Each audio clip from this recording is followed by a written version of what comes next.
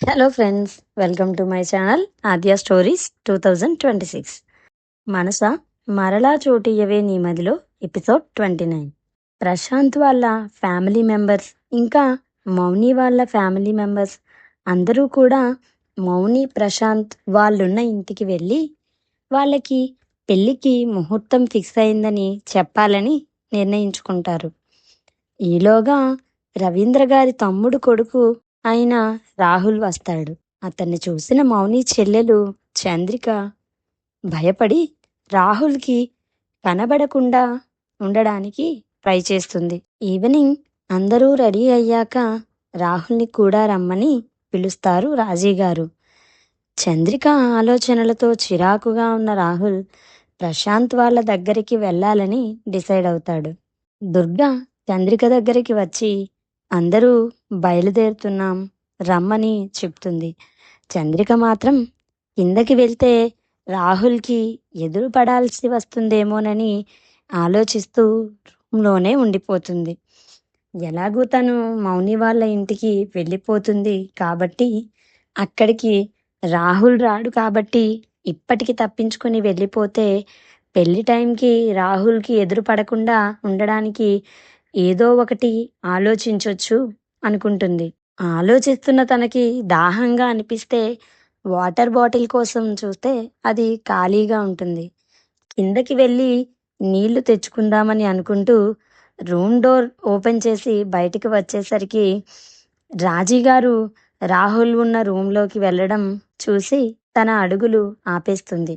ఆవిడ రాహుల్ని మౌని వాళ్ళున్న ఇంటికి రమ్మనడం రాహుల్ సరే అనడం విని, అంటే ఇప్పుడు రాహుల్ కూడా అక్క వాళ్ళ ఇంటికి వస్తున్నాడా? మరి నేను తనకి ఎదురు పడకుండా ఉండడం ఎలా అని ఆలోచిస్తూ రూమ్లోనే టెన్షన్గా అటు ఇటు తిరుగుతూ ఉంటుంది చంద్రిక. హాయ్ ఫ్రెండ్స్, నా స్టోరీస్ కనుక మీకు నచ్చినట్లయితే నా ఛానల్ని సబ్స్క్రైబ్ చేసి నన్ను ఎంకరేజ్ చేస్తారని కోరుకుంటున్నాను. దుర్గా వాళ్ళందరూ రెడీ అయిపోయి హాల్లో కూర్చుంటారు.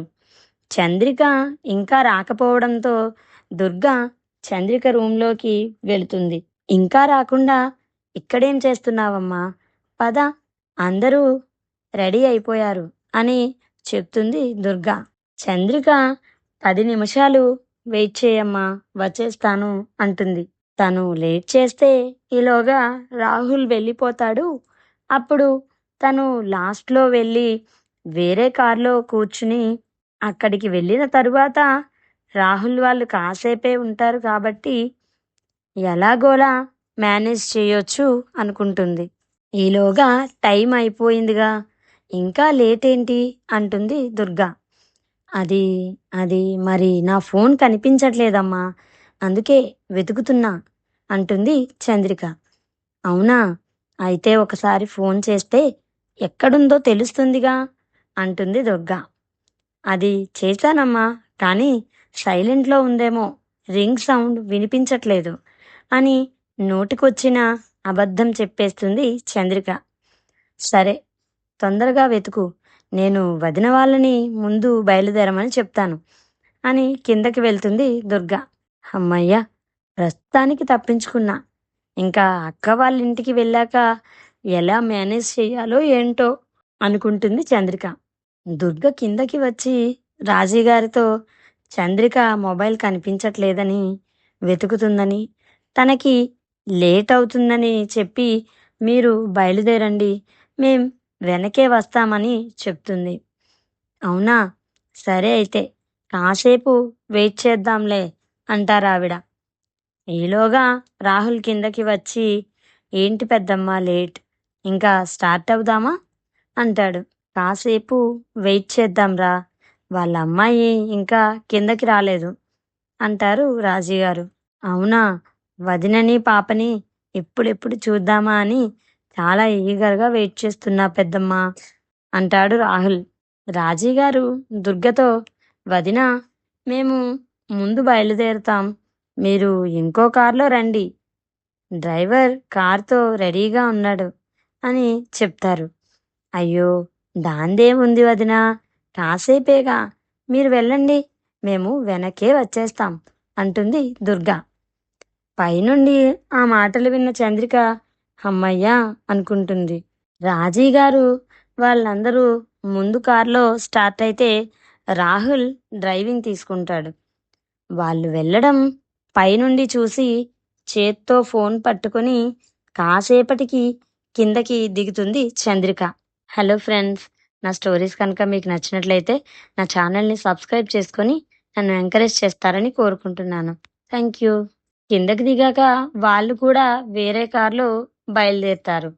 ఇటు వాళ్ళ ఇంటి నుండి ఆఫీస్కి వెళ్ళిన ప్రశాంత్ తన క్యాబిన్లోకి వెళ్ళి మౌనిని పిలవమని ప్యూన్కి చెప్తాడు.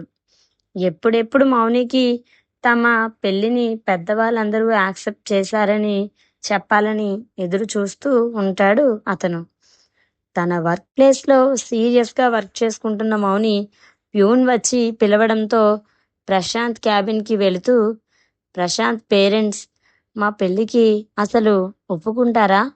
ఒకవేళ ఒప్పుకున్నా సరే, తన మరదలు అనితని వాళ్ళ ఫాదర్ని ఎలా కన్విన్స్ చేస్తారు?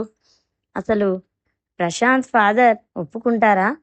ఎంతైనా వాళ్ళు బిజినెస్ పార్ట్నర్స్ కూడా కదా. మరి ఇప్పుడు వాళ్ళ పెళ్ళి క్యాన్సిల్ చేసి మా పెళ్ళి చేస్తామంటే బిజినెస్లో కూడా లాస్ అవ్వాల్సి వస్తుంది కదా. నేను అనవసరంగా పెళ్లి చేసుకుందామని అడిగి ప్రశాంత్ని ఇబ్బంది పెడుతున్నానా? ఇప్పుడు ప్రశాంత్ అసలు నన్ను ఎందుకు పిలిచినట్టు? వాళ్ళ పేరెంట్స్తో ఏదైనా ప్రాబ్లం వచ్చిందా అనుకుంటూ అతని రూమ్ వరకు వెళ్ళి డోర్ నాక్ చేసి మే ఐ కమిన్ సార్ అని అడుగుతుంది.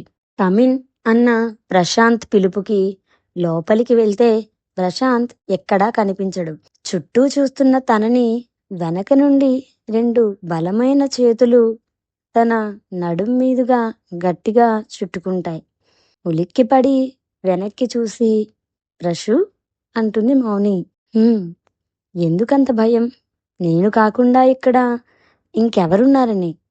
అయినా నిన్నిలా నేను మాత్రమే పట్టుకోగలను అంటూ మౌని మెడవంపులో తన మొహం దాచుకుంటాడు ప్రశాంత్. ప్రశు, ఏం చేస్తున్నావు? ఇది ఆఫీస్. ఎవరైనా చూస్తే ఎంత ఎంబారసింగ్గా ఉంటుందో ఆలోచించావా? మన గురించి తప్పుగా మాట్లాడుకుంటారు. ప్లీజ్ వదులు అంటుంది మౌని. ఏయ్ మొద్దు, నా క్యాబిన్కి నా పర్మిషన్ లేకుండా ఎవరొస్తారు? అండ్ మన గురించి ఎవరు అలా మాట్లాడుకునే అవకాశం నేను ఇవ్వను. అసలు నేనెంత మంచి విషయం నీకు చెప్పడానికి పిలిచానో తెలుసా? ఆ ఎక్సైట్మెంట్ అంతా పోగొట్టేశావు అంటాడు ప్రశాంత్. వెంటనే అతని వైపు తిరిగి, అది కాదు ప్రశు, అసలే మీ పేరెంట్స్ మన పెళ్లి గురించి ఏమన్నారనని నేనెంత టెన్షన్ పడుతున్నానో తెలుసా? నువ్వేమో ఆఫీస్లో ఇలా చేస్తున్నావు అంటుంది మౌని. వెయిట్ బేబీ, టెన్షన్ దేనికి? ఇంట్లో డాడీ మమ్మీ మన పెళ్ళికి గ్రీన్ సిగ్నల్ ఇచ్చేశారు. ఈ గుడ్ న్యూస్ నీకు చెప్పాలని నేను తొందరగా ఆఫీస్కి వచ్చేసాను. నువ్వేమో పిలిచిన వెంటనే రాకుండా లేట్ చేయడమే కాకుండా మళ్ళీ నన్నే కంప్లైంట్ చేస్తున్నావు అంటూ మొహం ముడుచుకుంటాడు ప్రశాంత్. ఏంటి, మీ పేరెంట్స్ ఒప్పుకున్నారా? నువ్వు నిజం చెప్తున్నావా ప్రశు అంటుంది మౌని. మరి అనితతో ఫిక్స్ చేసిన మ్యారేజ్ వాళ్ళకేం చెప్తారు? అండ్ వాళ్ళు మీకు రిలేటివ్స్ మాత్రమే కాకుండా బిజినెస్ పార్ట్నర్స్ కూడా కదా.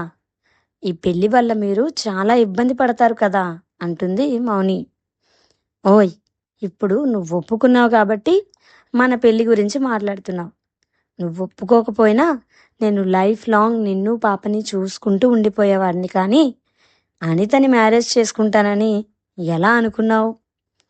డాడీకి అప్పుడేదో తెలియక మాటిచ్చారు.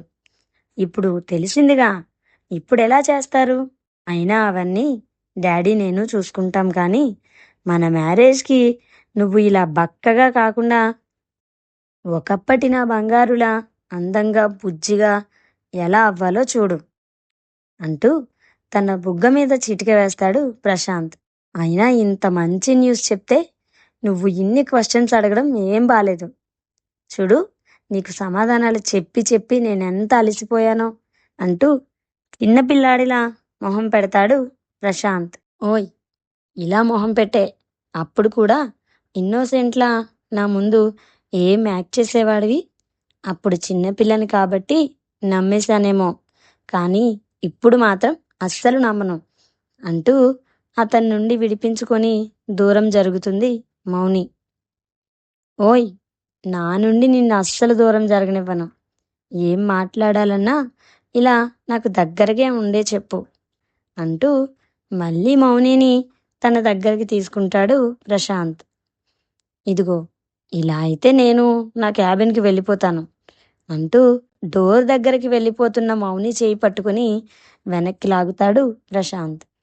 ఆ ఫోర్స్కి నేరుగా వెళ్ళి ప్రశాంత్ గుండెపై వాలుతుంది మౌని. అతని గుండె చప్పుడు లయబద్ధంగా వినిపిస్తుంటే తలెత్తి అతని వైపు చూస్తుంది. ఓయ్, నువ్విలా చూసి నన్ను చెడగొట్టకు అంటూ మౌని నడుం చుట్టూ చేయి వేసి తనకి ఇంకా దగ్గరగా అదుముకుని వణుకుతున్న మౌని పెదవుల వైపు చూస్తుంటాడు ప్రశాంత్. అతను ఎక్కడ చూస్తున్నాడో తెలిసి, రషు, ఇది ఆఫీస్, ప్లీజ్ లీవ్ మీ అంటుంది మౌని. ఇంటి దగ్గరైతే ఓకేనా మరి అని తన చెవి దగ్గరగా వచ్చి చిన్నగా చెప్తూ, అయినా ఈ పింక్ శారీలో ఎంత బాగున్నావో తెలుసా అంటాడు ప్రశాంత్. చిన్నగా నవ్వుతూ అతనిచ్చిన కాంప్లిమెంట్కి లోపల మురిసిపోతూ, నా నాకు వర్క్ ఉంది, వదులు అంటూ అతన్ని వెనక్కి నెట్టి గబగబా డోర్ తీసుకుని పారిపోతుంది మౌని. ఏయ్ అంటూ వెళ్ళిపోయిన మౌనిని తలుచుకొని, ఈవినింగ్ ఇంటికెళ్ళాక ఎక్కడికి పారిపోతావు అని మనసులో అనుకుని నవ్వుకుంటాడు ప్రశాంత్. ఆఫ్టర్నూన్ లంచ్కి కూడా మౌని ప్రశాంత్ దగ్గరికి వెళ్లకుండా క్యాంటీన్లోనే చేస్తుంది. మౌని వస్తుందేమోనని చూసి ఇంకా రాకపోవడంతో క్యాంటీన్ సీసీ ఫుటేజ్ చూసిన ప్రశాంత్, అమ్మ దొంగ, ఎంత ముదిరిపోయావు, ఎక్కడ నేను రమ్మంటానోనని ముందే తినేస్తున్నావు అనుకుంటాడు మనసులో. తన లంచ్ కంప్లీట్ చేసి ఈవినింగ్ ఇంటికి వెళ్ళేటప్పుడు వెయిట్ చేయమని మౌనికి ముందుగానే చెప్తాడు ప్రశాంత్. తర్వాత ఏం జరుగుతుందో నెక్స్ట్ ఎపిసోడ్లో చూద్దాం. నా స్టోరీస్ కనుక మీకు నచ్చినట్లయితే నా ఛానల్ని లైక్ చేయండి, షేర్ చేయండి, అలాగే తప్పకుండా సబ్స్క్రైబ్ చేసుకోండి. అండ్ నా స్టోరీ ఎలా ఉందో కామెంట్ చేయడం మాత్రం మర్చిపోకండి. Bye friends.